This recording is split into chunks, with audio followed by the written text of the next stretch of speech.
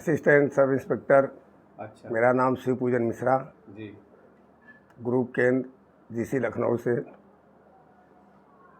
Retirement लिए हम। जी।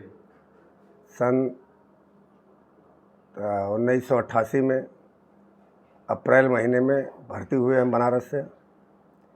Training के लिए बेंगलोर गए।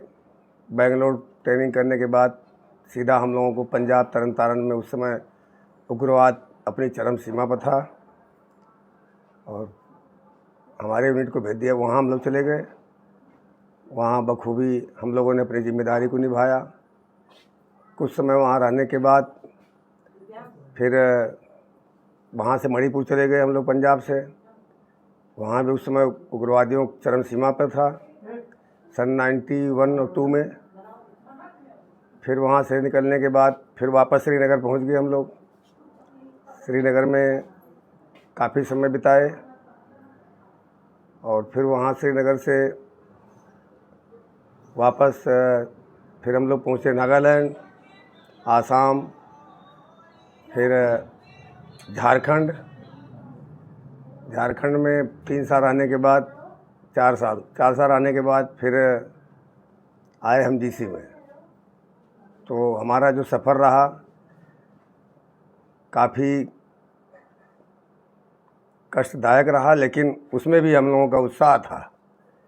वो कष्ट हम लोगों के लिए कष्ट नहीं था, वो एक देश के लिए जज्बा था हमारा। और हम लोगों की एक शौक़ थी कि हम लोग हिंदुस्तान के किसी फोर्स के मेंबर हैं और हम लोगों ने जो भी जिम्मेदारियां हम लोग मिली बखूबी निभाए। हम लोग नक्सलाइट, उग्रवादी और आदिवासी इलाकों में सब, त्रिपुरा, इस सब में ड्यूटियाँ हम लोग बखूबी निभाई गई और हर चीज़ को झेलते हुए और खुश रहते हुए हम यहाँ तक पहुँचे। इसके बाद लखनऊ से रिटायरमेंट लिए। अच्छा, आप जम्मू कश्मीर में रहे जी। पहलगाम में भी आप रहे हैं जी। तो पहलगाम में कभी जम्मू कश्मीर में आपकी आतंकियों से कभी मुठभेड़ हुआ आपके ग्रुप का या कुछ ऐसा? नहीं, पहलगाम में तो नहीं हुआ उस समय, क्योंकि हम लोगों ने 2-3 अमरनाथ यात्रा कराया तो उस समय तो मुठभेड़ नहीं हुआ। लेकिन हम लोगों का श्रीनगर में, कुपवाड़ा में और तरन तारण में काफ़ी मुठभेड़ों का सामना करना पड़ा। अच्छा। हाँ, जिसमें कि काफ़ी वहाँ के एरिया कमांडर और लश्कर-ए-तोयबा, इस सब के कमांडर काफ़ी थे वहाँ। तो काफ़ी कष्टों का सामना करना पड़ा उसमें। कई मुठभेड़ें हम लोगों की हुई और हम लोगों ने सफलता भी पाई। श्रीनगर के अंदर, कुपवाड़ा के अंदर भी और तरन तारण के अंदर भी, मतलब मटन के अंदर कई जगह हम लोग रहे वहाँ श्रीनगर में और काफ़ी मुठभेड़ें हम लोगों की हुई। और पंजाब में जब हम लोग गए 89-90 में तो उस समय तो उग्रवाद चरम सीमा पर था। तरन तारण के अंदर काफ़ी मुठभेड़ें हम लोगों की हुई, काफ़ी उग्रवादी मारे भी गए। ये 370 धारा हटने के पहले की बात है या बाद? नहीं, इसके पहले की बात है। इसके पहले की बात है। 370 जब धारा हटी तो उस समय भी हम श्रीनगर के अनंतनाग डिस्ट्रिक्ट के अंदर उस समय थे। हम लोग गए थे अमरनाथ यात्रा कराने के लिए। अमरनाथ यात्रा समाप्त हुई, इसके बाद फिर 370 का प्रोग्राम बना और जिसमें उस समय हम लोगों ने बहुत कुछ झेला, लेकिन हम लोगों को सफलता मिली हर तरह से और सफल हुए हम लोग। इसके बाद उससे पहले भी एक बार बुरहान बानी वाला कांड हुआ था जिसमें पत्थरबाजी बहुत धुआंधार चली। उस समय हम कुपवाड़ा में तैनात थे और उस पत्थर को हम लोगों ने संतुलन बनाते हुए काफ़ी झेलने के बाद, लेकिन 370 हटने के बाद जो हम लोगों की इच्छाएं और मनसाएं थी वो पूरी हुई, जिससे कि घाटी के अंदर काफ़ी ही संतुलन बन गया 370 हटने के बाद। 370 पहले की क्या स्थिति थी और 370 के पहले के परिस्थितियां ऐसी थी कि जो हमारी फौज की गाड़ियां जाती थी तो हम लोग बहुत ही स्ट्रिक्ट तौर पर ड्यूटी कर रहे थे, क्योंकि कभी भी वहां आतंकियों का हमला हो जाता था, हो सकता था भी, होता भी था। हम लोग उसको झेले भी हम लोग।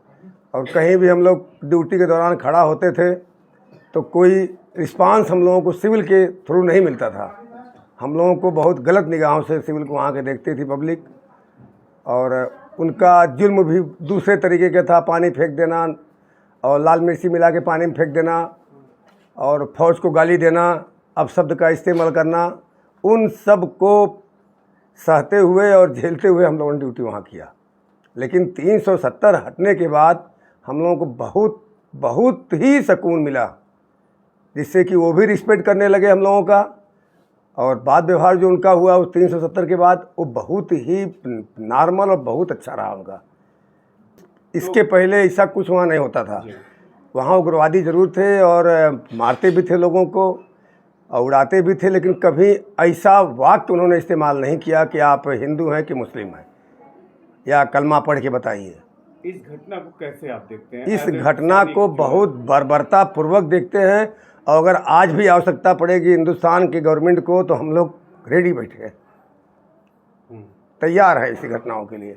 लेकिन ये घटनाएं जो हुई है ये बहुत बर्बरता पूर्वक हुई, जो कि हम हमारे 38 साल के सर्विस में कोई ऐसी घटना फ़िलहाल ना पंजाब ना श्रीनगर या हिंदुस्तान के किसी भी इलाके में ऐसी बर्बरता नहीं हुई जो कि एक धर्म को टारगेट करके और इस तरह के किलिंग किया जाए। बताते हैं कि वहाँ पे सुरक्षा व्यवस्था में बहुत बड़ी चूक थी, जिसके कारण ये घटना हो गई। अब देखिए, सुरक्षा व्यवस्था के मतलब ये है कि सुरक्षा व्यवस्था उसके पहले भी थी वहाँ, और हर समय पहलगांव से लेकर के अमरनाथ यात्रा के वह गुफा तक रहती है। खासकर हमारे CRPF और BSF और RTP फोर्स और प्लस आर्मी की फोर्सें सब लगी रहती हैं। लेकिन इसके पहले ऐसी घटनाएं वहाँ नहीं हुई। फोर्स अपनी ड्यूटी कर रही थी, लेकिन अब उसमें यह है कि अब कोई किसी भेष में आ जा रहा है तो हर एक पब्लिक के साथ पूरी फोर्स तो नहीं मान सकते, आप भी हम भी थी वहाँ। लेकिन अब चूक जो हुई कि हम लोग 370 हटने के बाद थोड़ा सा अब इस चीज़ का विश्वास करने लगे कि पब्लिक हमारे साथ है और पब्लिक हमें सपोर्ट कर रही है और कर भी रही थी हर तरफ से। तो ये उम्मीद नहीं थी हम लोगों को। ये सत्य है। अगर वो खच्चर वाले या जो TV चैनल दिखा रहे हैं सब, अगर वो खच्चर वाले या लोकल के जो पर्सनल लोकल के वहाँ रहने वाले हैं, अगर वो मिले नहीं होते तो ये घटना असंभव थी, घटना नहीं होती, क्योंकि फोर्स वहाँ वो घटना नहीं होने देती। लेकिन अब ये लोकल जो कह रहे हैं खच्चर का, ये सत्य है ये कि खच्चर जो वहाँ चला रहा था वो, प्लस जो वहाँ से अपने रोज़गार को चला रहा था जिससे उसकी जीवनी चल रही है, उनके मिस्टेक के कारण ये घटनाएं घटी। फिर भी वो लोग जी। अच्छा, आप वहाँ रहे हैं, पहलगाम में भी ड्यूटी जी रहे हैं। कैसा कश्मीरी जो कहते हैं हम कश्मीरी हैं, उनका व्यवहार कैसा? देखिए सर, जो वहाँ रोज़गार में लगे हैं या जो थोड़ा बहुत शिक्षित हैं, तो उनके दिमाग में है कि ये पब्लिक आ रही तो इससे मेरी जीविका चल रही है, तो वो तो आपको सपोर्ट कर रहे हैं। लेकिन कुछ अराजक तत्व जो है, जो अनपढ़ गंवार हैं, जिनको मतलब पढ़े लिखे नहीं हैं, तो उनको ऐसे मतलब उनके माइंड को इतना मतलब घुमा देते हैं वो कि थोड़ी सी लालच में या अपने कौम के लालच में या धर्म के लालच में या पैसे के लालच में वो थोड़ा सा भटक जाते हैं। बाकी सारी पब्लिक वहाँ नहीं ऐसी है। जो पब्लिक रोज़गार में लगी है, जिनको वहाँ से जीवनी चल रही है, वो तो रहते हैं। लेकिन अब वो जो भाई न पढ़े लिखे हैं न कुछ है, जानकारी उनको नहीं है उस चीज़ का, तो वो उनके बहकावे में या उनके लालच में आ जाते हैं। वो इस कारण से घटनाओं का अंजाम हो जाता है। अच्छा, ये आतंकवादी जो आते हैं जी, ये कहाँ से आते हैं? जब भी आतंकवादी देखिए अभी इस पाकिस्तान द्वारा ये जो है, देखिए कुछ तो यहाँ के नौजवान जो है बहकाए भटके हुए हैं, अभी भी हैं, छिटपुट और नौजवान भटके हुए हैं, जिनको कि गाइडेंस करने के बाद उनको उनका माइंड जो है वाश करने के बाद वो उसमें निकल जाते हैं। लेकिन ये अभी तक जो भी हम लोगों ने वहाँ जो भी ड्यूटी किया या जो भी घटनाएं वहाँ हुई, उसमें 95% ये हमारे पड़ोसी देश के लोगों को ही हम लोगों ने मारा है, गिरफ्तार किया। उनको पकड़ने के बाद उनके पास हर एविडेंस वही मिला हमें, तो फिर हम दूसरे को कैसे कर सकते हैं? तो सब एविडेंस हमें पाकिस्तान का ही मिला है। और कुछ लोकल जो हैं, वो लोकल उनके बहकावे में आकर के उनके साथ सम्मिलित हो जाते हैं, जिससे कि उनको सम्मिलित होने के कारण इनको हर चीज़ का रास्ता मिल जाता है। अगर हमारे भाई जो वहाँ के लोकल है, अगर वो उनके सपोर्ट में नहीं आए तो कुछ नहीं कर सकते हमारा, हम इनको कुछ करने ही नहीं देंगे। ये लोकल की वजह से, ये लोकल के वो जो उनका माइंड वॉश करते हैं, उस लोकल की वजह से ये कहीं कहीं घटनाएं छुटपुट कर दे रहे हैं या कर देते हैं। ये अगर ये लोकल न उनके माइंड से उनका समझ न किया जाए तो ये कुछ नहीं कर पाएंगे और हम न करने देंगे इनको। पहलगाम की भी घटना कुछ ऐसी है। अब पहलगाम की घटना भी कुछ ऐसी है, आज के जो हालात हैं जी, सीमा पर जी, कहा जा रहा है तो मतलब काफी ज्यादा टेंशन है, जी, भारतीय फोर्स पूरी तरह से तैयार है। जी। एक फौजी होने के नाते आप क्या सोचते भाई हैं? क्या आर पार फौजी की लड़ाई होने के जारी नाते हम होगी? यही सोच रहे हैं कि जब तक हम उनसे युद्ध एक बार नहीं कर लेंगे तब तक इनका विचार नहीं बदलेगा और ना ही ये अपनी हरकतें बंद करेंगे। और हम जो रिटायर्ड फौजी हैं वो आज भी रेडी हैं, आप भी जाने के लिए एकदम रेडी। अगर कल आदेश आया तो हम अपना पहन के यहाँ चल देंगे। इतना हम लोगों के पास जोश है कि हमें परिवार की कोई चिंता नहीं है।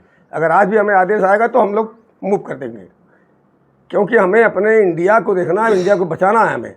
और बचाना क्या, हमारी इंडिया बची हुई है, खाली हम एक सद्भावना का रास्ता अपनाते हैं कि हर चीज़ हम किसी से भी, कोई भी हमारा दुश्मन हो, हम उससे बातचीत करके या किसी भी तरह से हम उसको सुलझाने की कोशिश करते हैं। लेकिन ये कुछ भटके हुए जो लोग हैं, ये इस चीज़ को न समझ करके, वो जिसे कहते हैं ना हमारे भाषाओं में, भोजपुरी में एक लतखोर होता है, वो लतखोरी इनके अंदर हो गई है कि कितना भी मारो, आओ इस बार मारो फिर देखता हूँ, इस बार मारो फिर देखता हूँ। इनकी ये भावना से बैठ गई है। फौजी होने के नाते आप सरकार से क्या आदेश चाहते हैं? अगर आप बॉर्डर पर होते तो सरकार हमारी, जो हमारा विचार मन में आ रहा है कि सरकार हमारी रेडी है और हम सरकार से यही चाहते हैं कि आपका केवल एक इशारा ही हमारे लिए काफ़ी होगा। अगर हमारी सरकार एक इशारा कर देगी तो हमें अपने परिवार से कोई मतलब नहीं है, हम पीछे की तरफ देखते ही नहीं हैं। हम फौजी कोई भी डिपार्टमेंट का हो, चाहे आर्मी हो, चाहे पैरा मिलिट्री फोर्स हो, जिस समय ये आदेश हमको मिला कि हाँ यहाँ उग्रवादी है, मान लीजिए छोटा सा उदाहरण कि इस घर में उग्रवादी है, तो हम पीछे भूल जाते हैं कि हमारे बीवी बच्चे और हमारा माँ बाप परिवार है। फिर हमारे सामने उस समय हमें देश दिखाई पड़ता है, बस। अच्छा, ये पाक अधिकृत कश्मीर जो है, जी, पीओके है, वहाँ से आपको कितना डिस्टरबेंस मिलता है? जो पाक अधिकृत कश्मीर है, उनसे हमारा डिस्टर्बेंस कुछ नहीं है, खाली इतने डिस्टर्बेंस है कि उनके पास में इन लोगों के अड्डे बने हुए हैं और जिससे वो भी मजबूर हैं। तो वही हम चाह रहे हैं कि आपसे सवाल पूछना कि जो अगर उस, चूंकि राष्ट्रीयता जो जी, जी, जी। भारत सरकार चाहती है कि जी। वो अपने में मिला लें, यहाँ के नागरिक भी चाहते हैं जी, कि मिला लें, जी। आप लोगों की क्या हम लोगों की भी यही इच्छा है कि हमें इशारा मिले और हम कूद करके अपनी जगह को, पीओके को अपनी जगह को और अपने बंदों को हम अपने साथ लें। तो सरकार से ये आप चाहते हैं बस यही चाहते हैं कि सरकार एक बार कि इशारा ऐसा करे। एक्शन हो? ऐसा तुरंत हो, हम तो कह रहे हैं कि अपना जो भी अपनी सरकार हमारी जो भी है, और हमें अपने सरकार पर विश्वास है कि क्योंकि हमारी सरकार ने ही हमारे मनोबल को कश्मीर में ऊंचा किया है, जो प्रेजेंट में सरकार है। यानी कि पीओके जब तक हम ले नहीं लेंगे आतंकवाद खत्म नहीं होगा। तब तक खत्म नहीं होगा, जब तक हम पीओके नहीं ले लेंगे तब तक हम, सारी जड़ हमारी पीओके है। क्या कहना चाहेंगे आप मोदी सरकार से? मोदी सरकार से हम कहने के तो हमारे पास कुछ इसलिए नहीं रह रहा है, और हम कह भी रहे हैं कि जो फौजी हमारा चाह रहा है और जो सम्मान हमें इस मोदी सरकार में हमें मिला है, एक वर्दीधारी किसी भी फोर्स को, वो सम्मान हमें 38 साल हम नौकरी करके रिटायरमेंट लिए हैं, हम लोगों को वो सम्मान नहीं मिला। हमारे ऊपर कश्मीर के अंदर थूका गया, हमारे ऊपर हमें अपशब्द का इस्तेमाल किया गया, लेकिन हमें यही रहा कि तुम लोग कुछ मत बोलो, चप्पलों से चप्पल फेंके गए। लेकिन जिस समय से सरकार हमारी आई है और 370 हटा है, हमारे मनोबल को इतना उत्साह मिला है कि हम, अगर सरकार एक इशारा करे तो हम लोग इस सरकार के लिए 24 घंटा एकदम रेडी बैठे हैं, घर आने के बाद भी।